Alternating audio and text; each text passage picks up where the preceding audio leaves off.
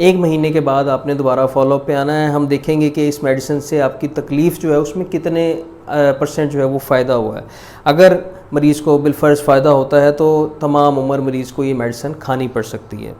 और अगर मरीज़ को इससे फ़ायदा नहीं होता तो एक मज़ीद पोटेंट दवाई है जिसको साइलोडोसिन या साइलोरैप के नाम से मार्केट में आजकल अवेलेबल है, वो दी जाती है। उसके बड़े अच्छे बेनिफिट से पेशेंट हमारे पास फॉलोअप के साथ प्रेजेंट करता है।